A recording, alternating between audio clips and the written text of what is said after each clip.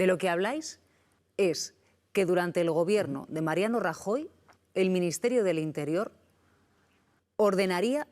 fabricar pruebas falsas contra, entre otros, líderes independentistas catalanes. Se lo habría ordenado a la policía, a unidades de la Policía Nacional que no registraban en su trabajo que lo hacían. Lo habrían hecho, según vuestras informaciones, según supervisión policial, e informaban puntualmente desde el ministro del Interior hasta incluso decís que habrían llegado esas informaciones al presidente del gobierno. Es decir, estaría al tanto el señor Rajoy.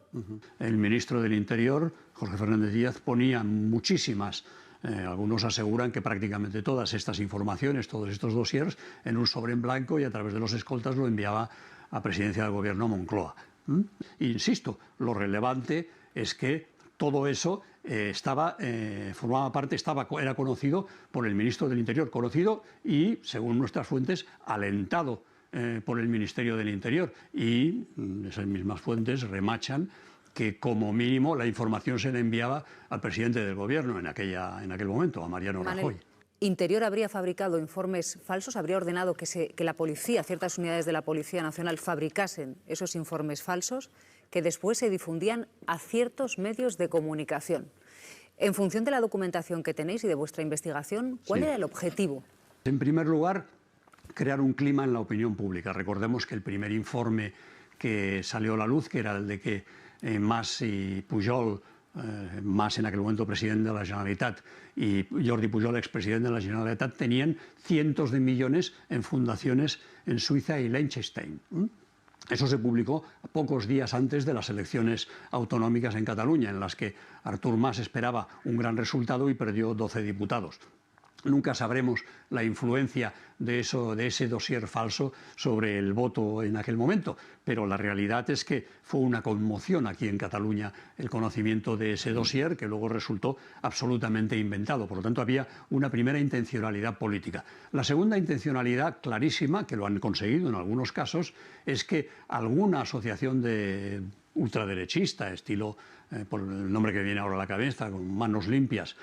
se personara en algún juzgado y presentara una querella, con lo cual se conseguía que la vida de esa persona sobre la que sería publicado el dossier se le complicara mucho y además por tiempo indefinido, con lo que te abrían una causa, tenías que dar explicaciones, si eras un político tenías complicado seguir dedicándote a eso porque ya se sabe que si te imputan en un juzgado pues lo tienes complicado.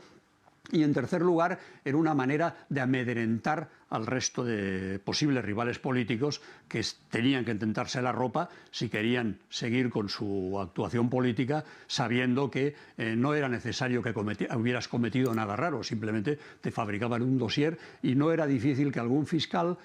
se apuntara y consiguiera que los juzgados se tramitara una causa contra ti y que iba a durar un tiempo indefinido, incluso una década. Hay muchos casos que han ido decayendo de esa operación Cataluña que los jueces al final han tenido que considerar absolutamente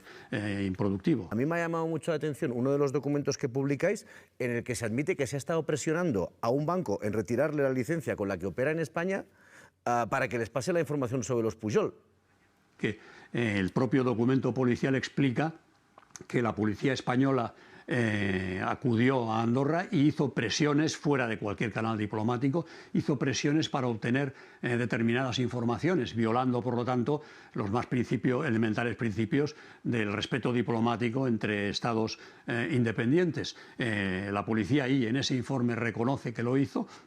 como reconoce que multitud de pruebas en esos mismos informes no pueden ser utilizados en casos judiciales porque están obtenidas, primero que no se sabe si son verdad y en segundo caso están obtenidas por métodos absolutamente reprobables, fuera de los canales habituales y de alguna manera con lo que se llama filosofía prospectiva, que consiste en que uno va a buscarle la vida a alguien sin que tenga indicios para hacerlo, simplemente porque conviene. Hay un caso que fue muy notable también en su momento, que es un hijo de Jordi Pujol, Oleguer Pujol Ferrusola, al que se le acusó de blanquear 3.000 millones de euros. Estuvo en una causa judicial durante nueve años. En junio del año pasado, o sea, hace unos meses, la causa se archivó y el juez de la Audiencia Nacional, Santiago Pérez, que fue el instructor, en un auto de una paginita dice simplemente es que no hay pruebas de nada, aquí no hay ningún caso. 9 años después de registrarle el domicilio, embargarle bienes, bueno, pues es una cosa fuerte porque lo fabricó, en este caso, la Unidad de Asuntos Internos.